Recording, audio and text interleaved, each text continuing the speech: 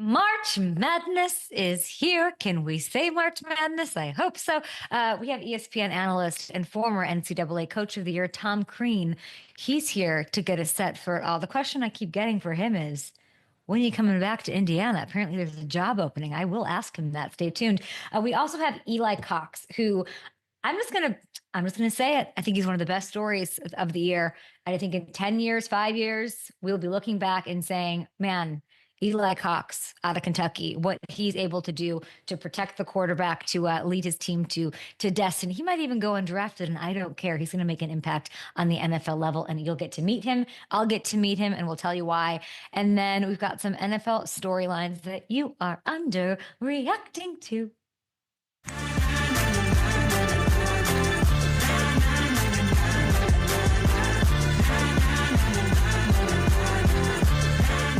Much to get to, so little time. Matthew Hamilton is here. We're on the phone for literally an hour trying to work out what goes on between these two right here. You know, it's a wild place. It's a wild place. Full-time job. Yeah. Full-time job. We want to make a parlay because FanDuel has the best sports book in the world. Okay. And they get to do things that are ahead of their time, that, that are amazing. And I put out while we were on the phone for an hour and I could not get my thoughts together, I said, let's poll the audience. Let me ask my friends, Twitter. I want to make a futures parlay. And a futures parlay, you might ask, basically, and you can explain this, Hamilton, because how do we put this into words? You basically are picking, it's a futures bet, a parlay. We have the capability to do it because of the amazing technology and leadership at FanDuel Sportsbook. And it's very cool, but I think people on Twitter aren't getting it. Yeah, so basically you can parlay teams to advance to certain rounds. So let's say you like Kentucky to go to the Final Four and you like Missouri to go to the Sweet 16. You don't think they're going to do as well, that well. You can parlay those together. And FanDuel's the only sportsbook that allows you to do that. We love that. So guys, get there and do it. I will be putting together a parlay. And I already tweeted what I think one of the legs is. I think I'm going to go Texas Tech. I really have a feeling. And if you look at their path, who do they play? The winner of Drake and Mizzou? Yeah. If they win this one, they play the winner of Drake and Missouri. And then in that game that would get to the Elite Eight, they would potentially draw St. John's, which, it's an interesting matchup. I think after Selection Sunday, I thought St. John's was the most likable team in the entire world. I think St. John's, everybody's in. It's cool. It's fresh. Everybody wants the jackets and the merch. Like Rapoli is doing his thing over there. I feel like St. John's is the Timothy Chalamet of the tournament. I think everybody's kind of in on them to go far. They're likable for some reason.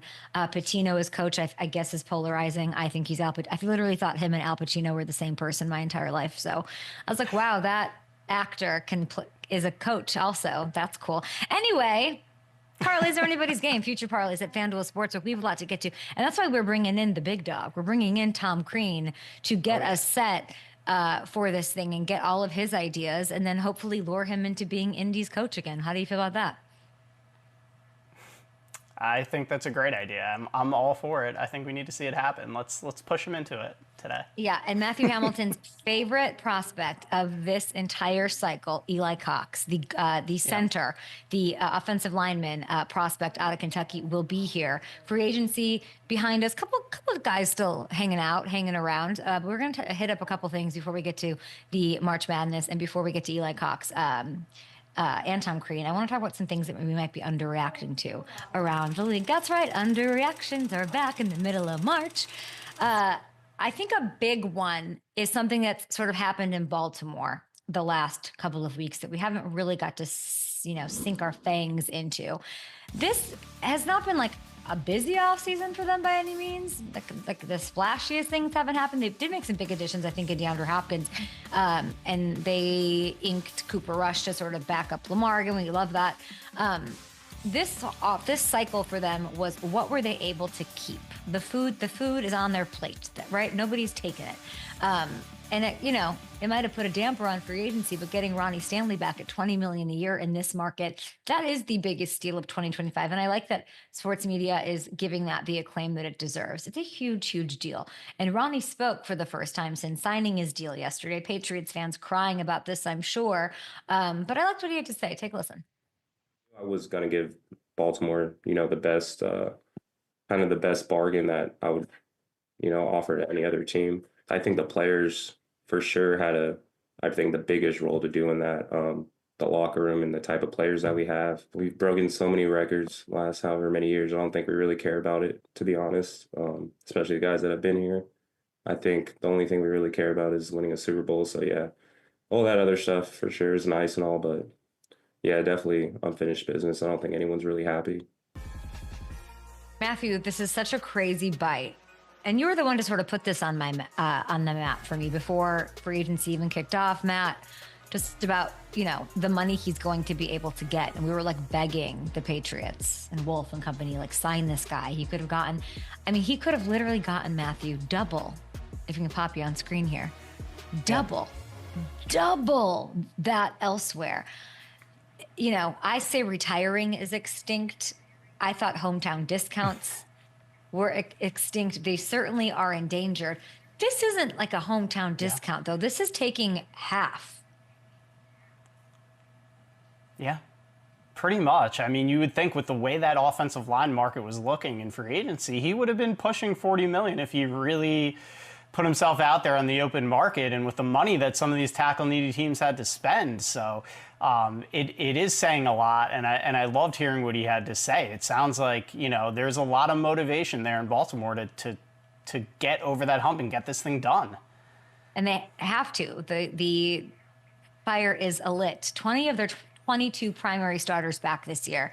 They're taking the shot at this thing. And we're talking about a team that did have the number one offense on the year, number one defense over the second half of the season. And if you're taking a look here over on FanDuel Sportsbook, the early odds in the AFC, here they go. They are right on Kansas City's heels, okay? They are tailing them. They're tied with Buffalo plus 360 to win the whole conference. So speaking of futures bets, go have some fun here. Why not? Like, there's a lot this team has going on. That's great. They kept guys. They added a couple pieces. Like I said, they have something to prove. They have these, the demon to exercise for sure. But as we approach the draft, I like the odds. That's all I'll say. I like the odds there, and I love what the Baltimore Ravens have going on. Okay, and then we got this, by the way, too. The big news in the NFL world over the past 24, Derek Stingley. So he, gets his contract. It's a record-setting one, by the way. Last week, C.J. Gardner-Johnson trade that happened. So I think we're underreacting to the Texans secondary, which I was in love with. Like, I was in a relationship. I made it official on Facebook with the Texans secondary and their really whole defense last summer when I hung out with them at training camp. But this is, they're already good. Okay. Lassiter, lowest completion percentage allowed in the entire NFL as a rookie last year. We were hearing all these glowing things and they panned out. And then at number 2, if you look here, it is Stingley, who had the lowest passer rating against of anyone in the league. And now you're adding CJ GJ. Okay. This is, a fire starter. We talked to Justin Reed about being a tone setter yesterday, like in the secondary. Like, that's CJ GJ too. It's the attitude that you need. 6 interception season last year. He's versatile. He brings the edge that you want. So I don't know. He led all rookies with 5 interceptions last year. Kalen Bullock, who is awesome as well. You got Jimmy Ward, a wily vet who's still got something to prove, wants it, leads by example, all of that. I don't know. I love this. Hamilton, am I overreacting to this? I don't think I am. I think this is the best secondary. Now, I don't know how they're protecting Stroud. I've got questions for Nick Caserio, and hopefully I'll get answered if we go to the owners' meetings, which I'd love to. But this is a legit situation here that's going to, hopefully matter in meaningful games. Yeah. Yeah, I think this collection of talent, I don't know if you want to say it. We talked about it a little bit in the morning meeting. I'll say it. I think, obviously you have to win a ring if you want to get mentioned with teams like the Legion of Boom and the no-fly zone. Yeah. I don't want Richard Sherman and Aqib Talib coming after me. But this is the best. This might be the best secondary that we've seen since those groups, a decade ago. I think this is really special what they have going on there. You show those numbers with Bullock and Stingley. It speaks for itself. Those are two lockdown corners, and now adding CJ into that mix, I think that was the one piece they were missing. I think this is going to be a generational type of secondary group that we see in Houston. I don't know how Jacksonville, with Trevor Lawrence and Eli Cox as his center, are going to score on this Texan secondary twice a year. Eli Cox to Jacksonville. I'm calling it right now. Just trust me. Yeah, you said it, not me, about this team. It's like another head scratcher. But we also, by the way, the other thing that we're underreacting to on this easy breezy Tuesday, let's go to Chicago, okay? Help Caleb Williams, give him support. It's like the anti-CJ Stroud in a weird way right now. They went in, right? They got things done early. That's always pleasant, always like love that they were able to do that. Obviously Ben Johnson, I did the whole thing, like putting my feet on the table, protect this guy, offensive line, do all that. Let's look at their offseason moves, okay? Being able to sign one of my favorites always, who never gets enough love, and I want like a better NFL life for him. All pro defensive tackle, Grady Jarrett. This is like hours after he's cut by the Falcons, he gets scooped up. That is huge. And all these moves you're seeing, all of them are in the trenches, all right? Like I said, it's the Carmen Vitale special. Trench Queen, like they're just adding where they need to add to do the Ben Johnson special. They complete this rebuild. Drew Dahlman, they trade for Tooney, Jonah Jackson right before free agency opens. I don't know. Were they far from being a good team last year? It's a great question. They have a new coach who there seems to be a lot of faith and a lot of rallying around in a way that was different than what we saw with Eberflus, which felt a lot about kind of human he is. And, Eberflus was great guy vibes. And this is like Ben Johnson's an animal vibes. So there's an inherent difference, I think, there, respectfully. Yeah. And this is why we like that there was at least some consistency at the GM spot with Ryan Poles being able to do what he wants to overhaul the roster. If you take a look at FanDuel Sportsbook, because we looked at this morning, and as you should, of course, for March Madness and your futures bets for NFL, I like watching where the winds blow, right? The NFC odds have shifted with all these players being added and shored up, right? So the Eagles, they're still the favorites and they should be at plus 310. Then you got the Lions. Niners are third despite all the losses. They're sitting there at plus 750. Interesting. Then you got the Commanders and the Rams. Best values on the board. Bears creeping up in the top half of that picture ahead of teams like the Vikings and Cowboys. So we love it. Get to FanDuel Sportsbook, get that done. And we have Eli Cox on the show. We were so glad to have, let me see. Sorry, he went away. Okay, we have Tom Crean. He is not running away. We will have Tom Crean on the show to break down the bracket and make me smarter at this.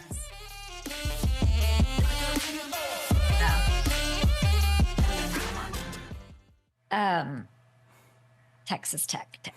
That's my team, I think. Going in with Texas Tech? Yeah. Are you filling out, I have to ask the obligatory question. Are you filling out a full bracket? I don't think I have filled out a bracket since like Twitter was a thing, like in the age of like over 10 years for sure.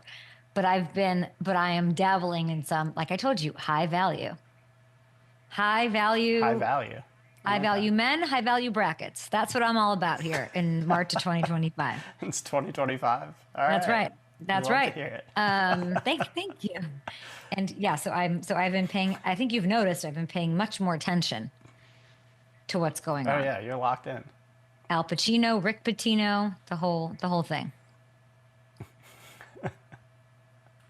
I mean, I literally sent Matthew a text that said on Sunday that said, he's coaching what team? Like, what? What? Yeah.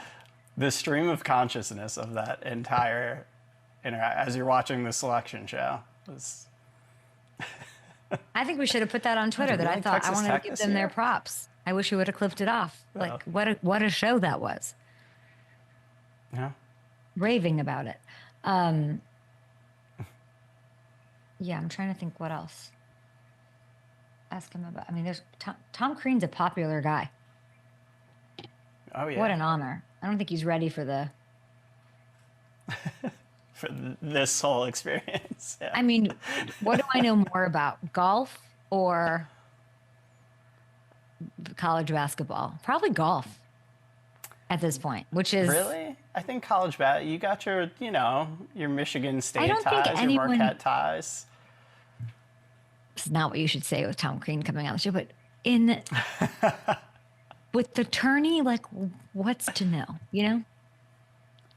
Like, you never know. Things go haywire sometimes. Yeah, as much as you know. Yeah. I remember, yeah. I remember like working at Mizzou at like Willie's Pub and Pool during that and making so much money. Like, I loved the tournament. But like, it's too much for my head. I remember 2 years ago, I went to Vegas and I walked past all the sports books on Friday to go to the Adele concert. That's where my head was. And I was like, not interested in anything that was going on. Anyway, excited though this year. I told you I've got lots. This is all selfish. I've got lots going on in my personal life when it comes to these brackets. I got to get it right. All right, welcome back to the Up and Adam Show. Such a pleasure to have my next guest who's got all the information. This is a very selfish ask, and I'm honored to have Tom Crean on the show, college basketball analyst for ESPN and a National Coach of the Year, mind you. Tom, thank you. Thank you, Kay. It's great to be with you and appreciate Matt Hamilton asking me to do it. Yes, Matt Hamilton, big friend, fan of yours, and as am I, because I mean, my sister went to Marquette in the Dwayne Wade era. My brother went to Michigan State in the Tom Izzo glory era, which has been the last 30 years, let's be honest. So lots of connections here, lots to talk about. I'm getting set for tomorrow's action, Friday action. We even have action today. But the name that I keep seeing everywhere is Cooper Flagg, Bella the Ball. His name is trending everywhere, dealing with the ankle injury. His coach said full blast, full go, like let's go. I forget what the quote was actually. Oh, he said he's full steam ahead. Sorry, that's what he said. If you're the coach, how are you handling this injury? Well, I think every day you're just trying to measure where it's at. And I think it's still early in the week with them playing Friday and potentially Sunday in Raleigh. You're not in a huge rush to get him back early in the week. You want him as close to, I would say 80, 90% as you possibly can get him as you get closer to Friday. And if he's not, I really don't think that you play him. I think you're going to win the first round game with the team that you have. I mean, you have an outstanding team that's full of veterans and full of future first round picks. So the problem with the ankle injuries, if you're trying to win a national championship like Duke is that if you put him out there at 60, 70%, and he's a tough guy, I mean, he'll play through it. That's not what the issue is.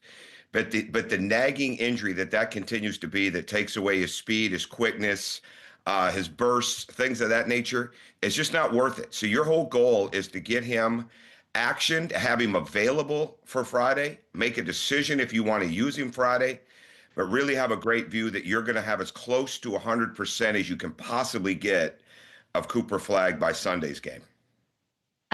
Great analysis. It's not an easy decision to make, but they can probably get past who they face, which is the winner of American and Mount St. Mary's, and they play today, of course, in the East. They better win that game. I mean, they better win that game if you're Duke.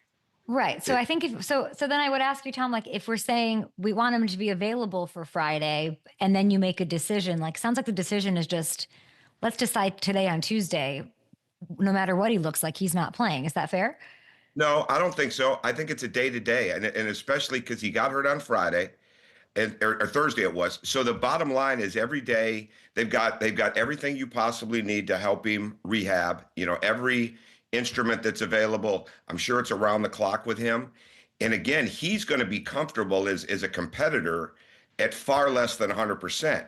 But you're trying to win the national championship, and you need him great next weekend and even better the following weekend. So yes, you have to win the games to get there, but you're good enough to win on Friday. I just think every day is a case study unto its own. It's like, where is he at? What can we project over the next few days? And at some point, you may have to save him from himself, because I'm sure he's going to want to be out there. But I think they're going to have enough tools to measure this. I don't think they'll rush him. I don't think he's going to be 100%, but I think it'll be as close and they'll be able to gauge it. And I think they're as legitimate as anybody to win the national championship with him. Yeah. Dwayne Wade had some knee stuff throughout his career when you had him. What were those conversations like? Did you have to save him from himself and protect him? Early on we did when he got hurt because he got hurt in a non-league game. And then we had to make a decision that first year that he played. The doctors felt that he wouldn't injure it worse, but that it wasn't going to get better and it would need to be done at the end of the year. And really, at the end of the day, the surgery was not done correctly. And he had to deal with that over a period of time in his career. And that's the chagrin that you have. And we'll always feel for that because he ended up having knee issues during his career. And obviously, he had an incredible career. But he didn't think anything was really wrong with him. And so, yeah, when the competitor and the person comes out, you do have to save them from themselves. But that's where you have to 100% have reliability and trust in your medical team to know athletics, to know the person, but to also know the science and the healing process of the player's injury. Tom, I can't imagine had he not had those issues, what Dwayne Wade's career would have been like. My God. Yeah, he was so average. I mean, he was just an average player. So he might have made a few all-star teams if he'd have been okay. No, he was phenomenal. As tough as they come, he really was. And I'm sure that's what Cooper Flag is. So I don't think it's going to be that hard a decision. Again, especially it didn't just happen yesterday or today. It happened on Thursday. And there's so many hours that they get to measure this. And again, the Duke team is really good. And I think what was so good for Duke is they were not playing well when Cooper got hurt against Georgia Tech. In fact, they were 0 for 13 from the three when he went down. He was like 1 of 7. So they came back, they won the game. Then the next day, they struggled in the second half against North Carolina, like big time struggle. And in some respects, maybe the second half for North Carolina solidified in the committee's minds that they were capable of going into March Madness and playing. And then the next day, they really had to come and they had to finish it off against Louisville. So the experience of those young guys having to play without him, I think was absolutely invaluable for the mindset of that group. Things happen for a reason. It'll be interesting to see what happens. Speaking of making tough decisions, selection committee, they hear it. They've got all the, the negative comments, the 1-star reviews. UNC is just all over the place. They're being called the most controversial team in the tournament. Bottom line, should they have gotten in, Coach?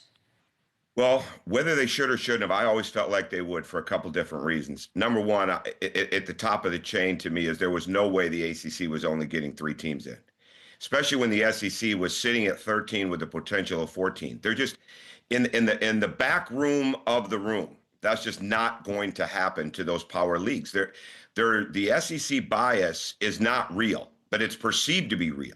And the SEC is absolutely deserving of 14 teams. And I thought Texas played their way in. And what I think, I wasn't in the committee, and I know Bubba Cunningham has taken a lot of hits on this, but what I saw in North Carolina is this. They played really, really well at the end of the year. You can't hold them responsible for the level or the strength of the teams that they played in the ACC. You can only hold them responsible for how they played in those games. They challenged themselves with a really good non-conference schedule, so that gave them a really strong non-conference strength of schedule, which I do think is a tipping point when you go against other criteria in the room. The recent results, it used to be the last 10K was a big factor when the NCAA selection committee, their last 10 games. They say it's not, but in this case it is. And I just think at the end of the day, I said this on television a lot last week, the tie goes to the blue blood. And that didn't work out for Indiana. I thought they should be in too. And frankly, to me, I wasn't surprised that West Virginia didn't get in, that Boise State didn't get in. I was not surprised that Texas and North Carolina got in. Those are big names in big leagues that played really tough schedules. And again, you can't hold the ACC schedule against Carolina. And I always thought that it would be Wake Forest or it would be North Carolina getting in. And North Carolina won 2 last week and had a great showing against Duke in the second half. If you could take Carolina out, which of those teams are you putting in? The 4 left out. Indiana, because of the way they closed the season as well. They played in a tough league. And I see the argument completely for West Virginia. So if it wasn't Indiana, it would be West Virginia. But if you're asking me personally, I would go Indiana. Do you think that they'll win tonight, Carolina? I'm calling those San Diego games. State? Yeah, I'm calling those games in Milwaukee for Westwood. I do think they will win tonight. I think they will have a harder time in Milwaukee, but I do think they will win tonight. Yes. I think you could tell those kids, those young men, I should say, they were absolutely relieved, excited. When they showed video of them reacting to the news, it was like somebody had taken a 100-pound barbell off their back. And I Wow. think they will play that way tonight. The problem for Carolina tonight or any other night is, are they going to get back on defense? Are they going to get the ball stopped? Can they protect the rim defensively? And can they get enough scoring from their big men to offset the other team's front line scoring? Those are the issues to me, because they're going to score points. Tom, you're crushing it. You've got Westwood. You were at the SIU Edwardsville game. You've got this game in Milwaukee. As glamorous as this on air. And Marquette beat Missouri one time too, by the way. Marquette beat Missouri in sure. 2003. I just want to put that in there. Okay, sounds great. I love that. You're so passionate about the game, the business, all of it. I'm so curious, as you've been doing this a couple seasons now, are you seeing the tourney differently not being in it as a head coach? It's a What great changed question. in your head? Like, I'm just so curious when you get to take not even a step back, but just a different step, a different lens. Well, I see the game. You know, it's actually funny you said that, because I see the game. I watch so much film because I do so much studio work that, like, I see the game differently. Like, I see the game actually, and I coached 22 seasons as a head coach. I see the game differently from where I sit. And I think I see the game unfolding differently when you're not in the emotional state of being the coach of your team. I don't think I'm not sure the committee really looks at, and that's why I think the Carolina getting in was a sign in the right direction. I think the committee is looking far too much at the numbers. I think they're looking at all the data points, and I'm not sure they're really doing the eye test the way that they need to do. And I think if you're going to have a great tournament, yes, you've got to look at the body of work. You've got to look at what happened in November and December, okay, because that's your criteria. But you better be looking at who's playing well. You better be have your nose and or your ear to the ground, all right, nose to the grindstone, so to speak, to find out what is the pulse of the teams. Because college basketball is so different right now that there's so many kids on these teams in the tournament that are already planning on where they're going to go to the next school. You know, let alone it used to be you worried about who was going pro. Now you're definitely looking that people know they're leaving, and you've got to be able to look at this and see, okay, who's coming together? Because you really have to have your team together on the day of the game, because the people in the locker room, they know what each other are going to do. So as a coach, you don't know that all the time. And if you can get teams, that's why what Michigan did last week in Indianapolis, because they had been struggling. I mean, struggling big time. And they came together for 3 games inside of the Big Ten tournament and won the tournament. And you'd have thought they were the closest knit team in the country. And they couldn't have been, or they wouldn't have lost the games the week before that they lost. So what Dusty May did with that group had them playing at a really high level at the right time. And I just think the committee has got to do far more on the look test and get their faces off the screen and the computer numbers and really dive in and have an even better view of what's going on with the teams daily, the best they Really can. well, really well said. I asked you that. Well, curious about it because it's obviously a little bit of a different lane. You're enjoying it. You're very good at it. You're excellent, in fact. And we appreciate the time, especially with you working tonight to kick off the tournament. But when I said Twitter, hit me with your questions for Tom Crean. Tom, they weren't asking me about Carolina, and they weren't asking me about Duke or Wisconsin being seeded or robbed or blah. They all want to know, any chance that you'd come back to Indiana? Will you come back and coach? Are you willing to coach Indiana again? Crean, we need you. What do you say to that? Well, I say that's really nice. And I could feel some of that when I was back in Evansville and I was calling the Ohio Valley game. I think Indiana has probably made their decision on who their coach is going to be. It's not me. I wasn't involved. That was a been there, done that. I loved it. And I have a pretty strong feeling they know what they're going to do. I don't know who it is, but they didn't call. That is not in the cards for Indiana. And we're just going to look at that as a great, great memory. And I think the fact that you're getting tweets like that from strangers that love it, that care about Indiana, makes me feel even better about the time there, because for every negative comment on Twitter, there's usually about 5 positives. And I appreciate that very much.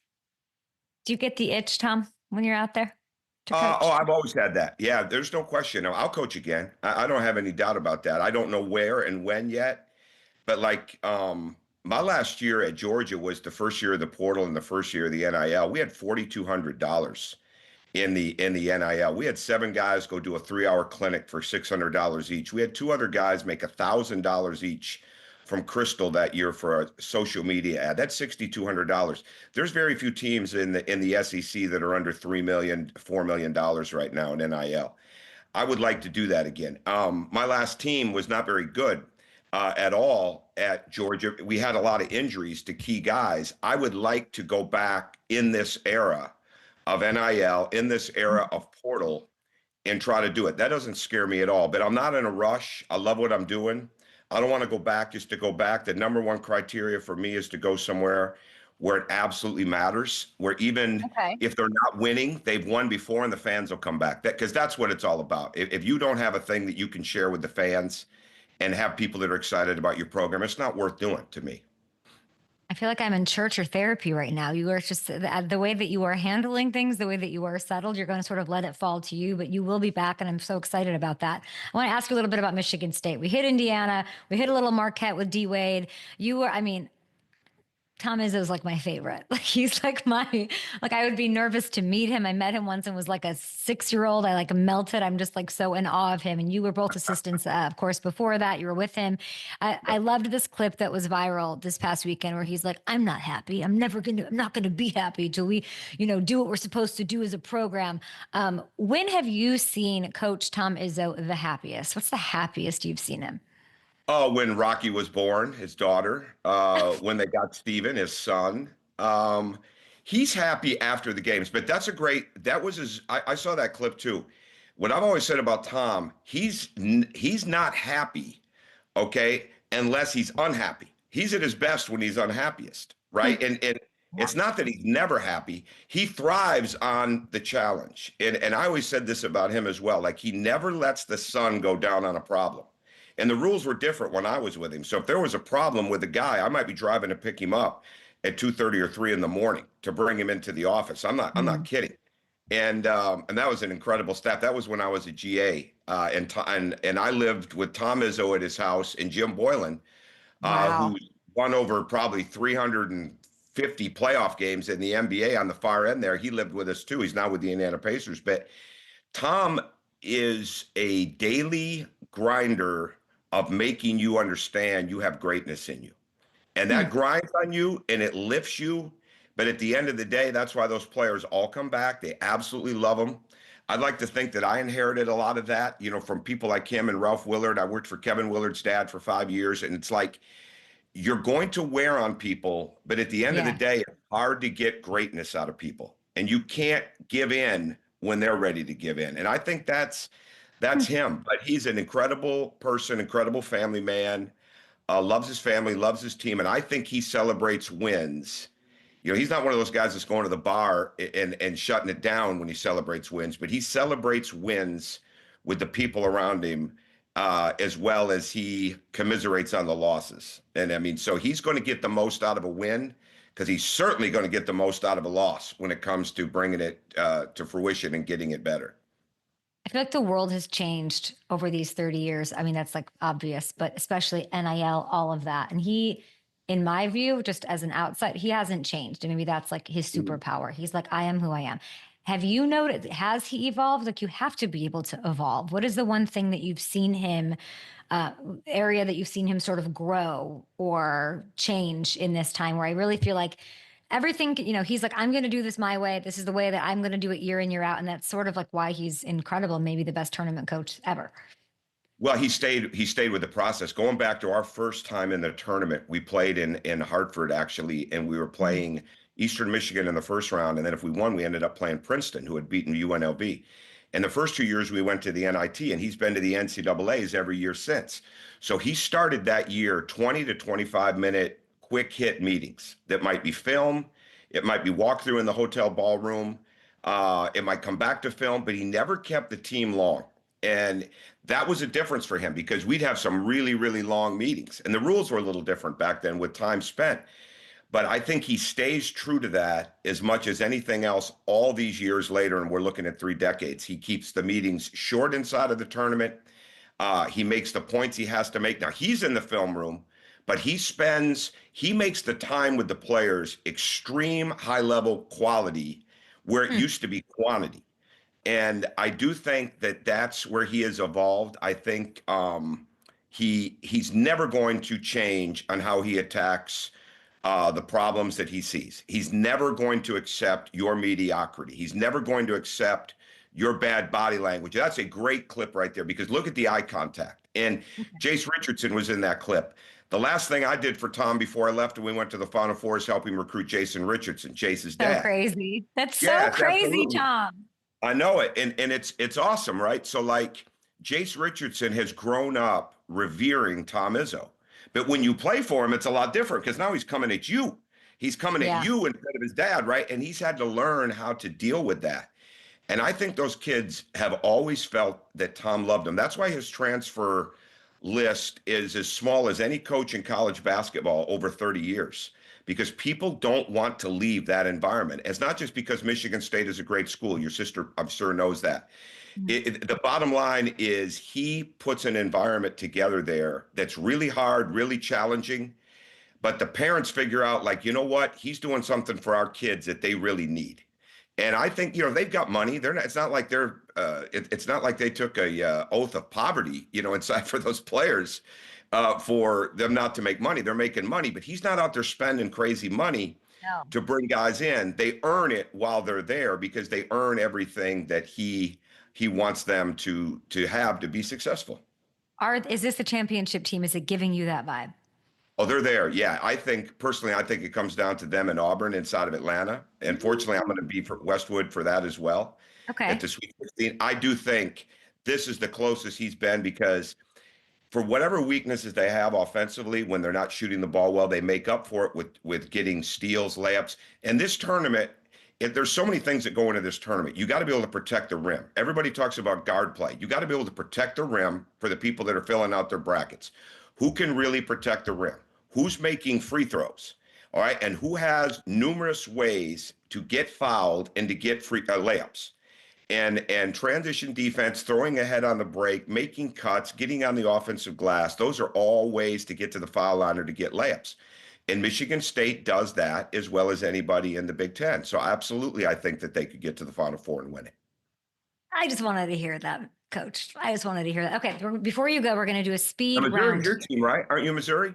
Yes. Now, do you have any thoughts about them you'd like to share? Yeah, absolutely. That's why I said that about Marquette, Missouri. I know you weren't there for that, but I think Dennis Gates has done a great job. I mean, there's 3 teams that I don't think people are talking nearly enough about in this tournament. They're not Cinderellas, but they're really good teams. They're not talking enough about Missouri. They're not talking enough about Texas A&M, and they're not talking enough about BYU.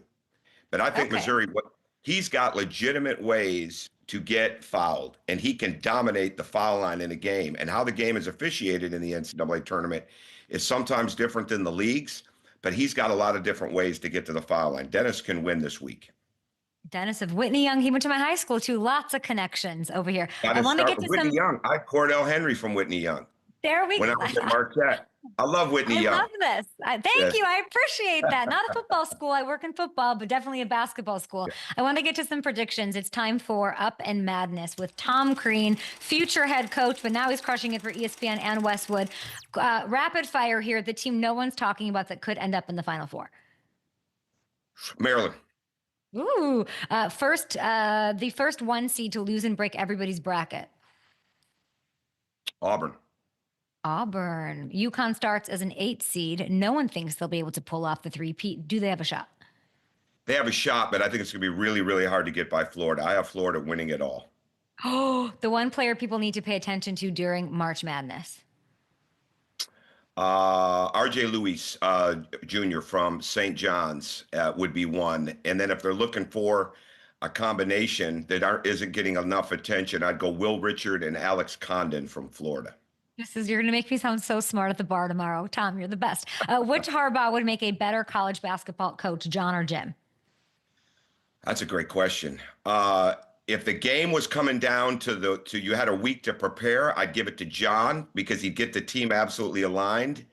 I've never been asked this on basketball. If it was a one day and you gave the team to somebody in the day, Jim, because he's going to find a way to make that team more competitive and tougher than they even possibly think they can be inside of a couple of hours, just like he did at Stanford football.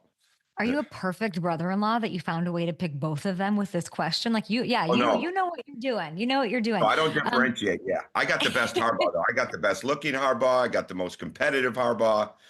Joni's the best. So yeah, I was there you go. I don't ever pick those. I don't ever pick between those. We should have picked Joni to be the coach. We used to never see it, the 16 seed beating the 1 seed. It's happened twice over the past 7 years, I learned this morning. Which 16 seed has the best chance? None of them. None of them. Absolutely zero. Can't even answer. No Edwardsville love? Come on, let's go. Oh, no, they were my favorite 16, maybe of all time because of Brian Baroni. But they put him against Houston. I mean, Houston is really, really good. So if you're going to make me pick, I'm going to go SIU Edwardsville out of love in my heart. But I'm not doing it out of my brain. But I do love Brian Baroni. He's done an incredible job there. And they're my favorite 16 seed. I like a favorite 16. We're going to take a TV break. We're still live on YouTube. We will be back with Eli Cox to talk NFL draft. But I have one question for you, Tom. That might be the hardest question, even harder than the Harbaugh choice here. Okay, let's see where this is. Okay, we had a great Twitter question for you, and it is: make a starting 5 of the players you've coached. Who's in there? Wow. I can't do that. I can't, but I'll try. No, I'm not doing that. I never do that. Like UK, I think your show is great. I never do that. I never pick those players. So I never do it. I'm sorry. I absolutely love that you won't do it. I love it. Anthony Edwards is one of my favorite NBA players. You've coached him, of course. When did you know this guy was different? Oh, I think the first weekend, when I got the Georgia job, the first place I went when the recruiting period opened was to Indianapolis to see him play in an Under Armour AAU tournament. And I'd seen him on film, but I'd never seen him in person.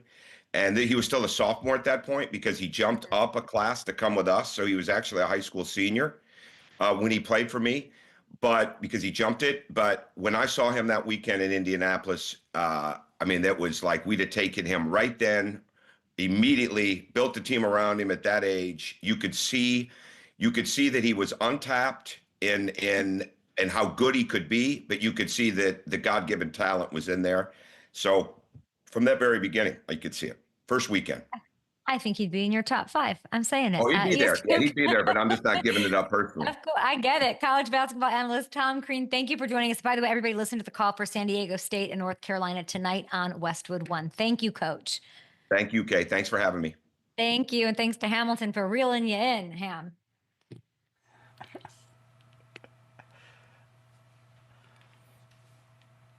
That was awesome. He's phenomenal. He's great. He's phenomenal. Yeah. I knew 80% of what he was saying. I loved, just hearing the philosophy and the depth that he was able to get into and some of that stuff. It's not getting that anywhere else. He's great. Him knowing like all the high schools is like, of course, I'm like so dumb about everything. But I was like, imagine all the high schools they have to know. Yeah. Recruiting them all. Like it boggled my mind. I mean, who did he say out of Whitney Young? I wish I had room in my heart for this. We're on the call this morning talking about like NFL shit. And I'm like, and you guys are all like, oh no. And the spitting of facts about the college hoops turning. I'm like, I wanted to stop and be like, when do you guys do this? Like, when does it get into your head? What game are you watching in the background while you're like, no.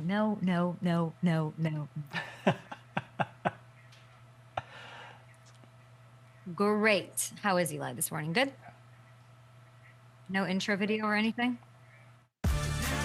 Okay, we are in off-season bump mode. There are no bumps, no teases, no music videos. We're straight business here on Up and Adams, where we get to welcome and get to know all SEC center from the University of Kentucky, Eli Cox. It is wonderful to meet you. Nice to meet you. Thanks for having me. Thank you for being here. I have this feeling about you, Eli. I really do. I was getting prepped for this interview, watched obviously your combine performance, your pro day, which was about a week ago. I think you're going to be the best story of this draft class looking back in 5 years. Do you have that feeling also? I mean, I'd hope you're right. Well, you were a homegrown kid out of Kentucky, 10 minutes from Kroger Field. Your parents, John and Catherine, longtime season ticket holders, all of that. That's the beginning of this story. And how are you feeling about having to end that chapter of your career, of your life? Yeah, I think it was a little bittersweet. You know, I spent 6 years there. I grew up right around campus, grew up with season tickets, like you said. And, you know, I absolutely loved every second I was at Kentucky. But, you know, 6 years and now I'm looking forward to the next chapter of my life. I'm really excited about what the NFL has in store for me and trying to put my best foot forward in that next chapter. But I'll always cherish the University of Kentucky and very appreciative of everything they did for me. If you could write a book entitled "How Do I Have One of the Best Combines Ever for the Future Generations," what would that book say? What would be the message there? Because you did that this year. Yeah, I think part of it goes back to just the pre-draft training. Me and my agency, Casey Merritt Octagon, we really took a while to decide where we wanted to spend that pre-draft training process. And so we ended up going with X3 Performance in Fort Myers. You know, shout out Jordan Llewellyn. So I went down there and spent the greater part of 8 weeks there prepping. And I think, you know, they have a really comprehensive approach to everything that you have to do there. And it's such a niche thing that you have to do at the combine. It's not super reliant on things you do on the football field as a center. So being able to just focus on those things, because it's a big job interview. You have to do well. You have to be able to play the game that it is. And I think they prepared me very, very well, being able to go down there and focus on this 4-day stretch in Indianapolis over 8 weeks and really work on the details, practice those jumps, the way you want to take off on your 40, improving all the explosion, the change of direction, and things like that. I see what the combine and your pro day have done for you in NFL circles. How have you noticed that? How would you describe how things have shifted for you in the draft process since the combine? Yeah, I just think it was a good opportunity to show teams my athleticism. You know, that's really what it's about. And, you know, you going back and watch my film from Kentucky, we were a heavy inside run team, heavy counter type of team, ran a lot of duo inside zone. And so being able to show teams that I have that stuff on tape, I can do that on film, but also showcase the athleticism that I can be a center that fits in a wide zone scheme. I can go reach a 2-eye, reach a nose guard, get to the second level and block, I think is really important for guys that play my position. So I think it was a really good opportunity for me to showcase the other aspect and the other schematics that I can fit into as a player. Yeah, I mean, respectfully to Kentucky and the way they run things, like you weren't exactly used to your best of your strengths, I think there. I think we're going to see an entire part of why I think you're the best story over the next 5 years, wherever you go. And I think I know where you're going to go. We'll get there. We'll get there. But I think you'll unleash this other layer. You also have some versatility to your game. Let's talk about that. You played guard early in your career. Then you finished your career as the 2-time all SEC center. Do you see yourself exclusively as somebody who's at center, or is there versatility available at this next level? Yeah, I think the versatility is definitely there. I started 9 games in my career. My first time ever really playing was at right guard when we had another all SEC center playing for us. So I think I'm a guy that can play all 3 inside and I can do it reliably. Center is just kind of where I fell in the last couple of years at Kentucky. I think it was a place I could use my leadership role on the team, and that leadership role in the offensive line room is at that position. But I think I'm a guy that can really contribute to a team at any 3 spots inside. Eli, how old are you? I'm 24. You're 24. We couldn't find your age anywhere. It was sort of Yeah. crazy. We literally we're scouring the internet for it. You talk about, I mean, you have so much experience, right? So many reps, which is huge. You mentioned being a leader there. It's kind of like being a center is, you've got a lot on your shoulders. You got to keep a quarterback happy. You have to have like a very specific relationship with them. Of course, you've had that through Will Levis and some of the other quarterbacks that you protected and worked with. How would you describe what an NFL team is getting as a man? I mean, I was looking at your Instagram and I was like, we need to check his birth certificate. This is a grown man here entering the NFL. What are you bringing in terms of that? Yeah, I think one thing I've told a lot of teams in interviews that what you're going to get from me is just a consistent presence. You know, I'm I'm a grown-up guy. I've been around for a while, and I just always want to tell guys and teams that I'm going to be a consistent presence with my attitude and my effort on and off the field. You know what you're going to get from me every single day. I'm not going to be a what if or an X factor, hoping you get the best version. I'm just going to give you the best version of myself every day. And however that can contribute to wins for a football team, I'll be ready to do it. I can't wait to see you on this next level. Whenever you're drafted, if you're drafted, whatever, I think you're going to crush. We're talking about versatility, guard, center. You also do this thing that I just love that we have to talk about, and you score touchdowns. And you did it against my team. You just heard Tom Crean talking about Missouri. Will you walk me through this moment in 2021, please? Yeah, so we're just running like an inside zone play to the left here. And it's funny, if you ask our line coach at the time, Coach Wolford, if I would have just blocked the linebacker a little better, I wouldn't have had to recover a fumble to score. But no, I was supposed to be blocking 11. He's the guy that ends up stripping that football. So I was in the vicinity, and I just saw it and had to jump on it. And luckily, at the bottom of that pile, I was able to keep it. It was a little bit of chaos down there. I like it. I hate it because it's, you dive between three Mizzou defenders to scoop it up, but you had the awareness, like you're saying, to see the ball hit the ground. You did your thing, and that was the death blow. That was the game-winning touchdown as Kentucky beat Mizzou. So you've got that going on, which I like as well. I was curious, like, who you looked up to, or whose story sort of reminds me of yours. And I'm like, I'm sure that he loves Jason Kelce. Jason Kelce drafted in the 6th round. Does his thing, whatever. But no, you're a Frank Ragnow guy, an absolute animal. What's that story? Yeah, I just Thursdays during our football week is kind of when I found time to watch some NFL tape. And so you always end up watching the offensive lines that are performing well in a group that almost does every year is the Lions. And, Ragnow's been to multiple Pro Bowls, just the way he plays the game, the consistency that he shows on tape. I think he's just a really good football player, and kind of have some of the same size attributes. So being able to just watch, if I can watch a Pro Bowl football player and just take one thing that he does well and try to emulate it, like that just makes me a much better football player. And so I always just try and pick up little things, because these guys have so much experience and different techniques and little things that they do with their offhand, their snap hand, the way they step and how they approach different nose guards and shades and different alignments. So just trying to pick up on little things that they do on film that I can hope to just pick up one or two things and make my game a little better. I just see him and I see gritty, little unhinged. Love how he plays and what he's doing for Detroit. TV break right here. We're still talking to Eli Cox out of Kentucky about his versatility, about what he's bringing to an NFL team, about this big jump, because you are passing the tests in the biggest moments. Big question for you. What is your Waffle House order? My Waffle House order. Yep. I'm probably going to go with the Texas patty melt to start things off, and then a chocolate chip waffle. Okay, I love that. Cosign. I'm asking you because I have in my head, you're going to Jacksonville. I've made my mind up this morning. I'm the football gods are with me. It's too cute. You have too many connections. It's like a Disney story here that we're talking about. And let's go over some of them. Jack's coach now, Liam Cohen. He had 2 stints with Kentucky with their offensive, as the offensive coordinator. I need your help here. I need intel from you, because all of the NFL world right now knows about Liam, outside of all the success that he's had, of course, is that Duval clip, him introducing himself, whatever. Fill in the blanks for me on what makes Liam Cohen tick.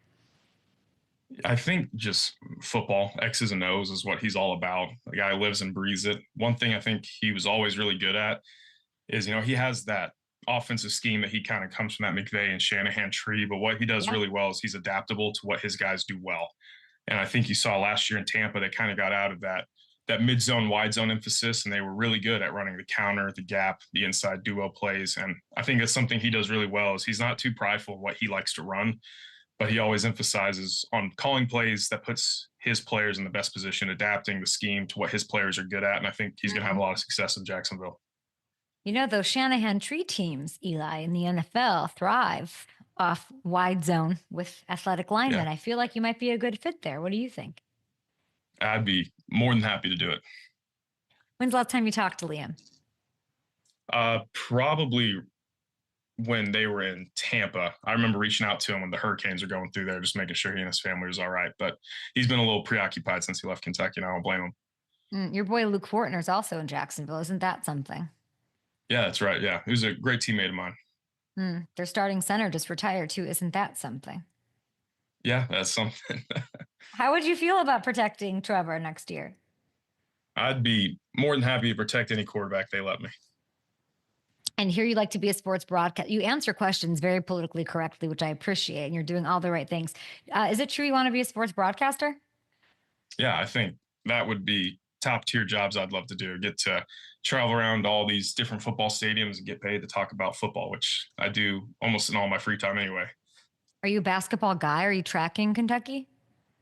I've always tracked Kentucky a little bit. I think growing up here in the 8 national championships, Rupp Arena, it's hard not to follow that stuff.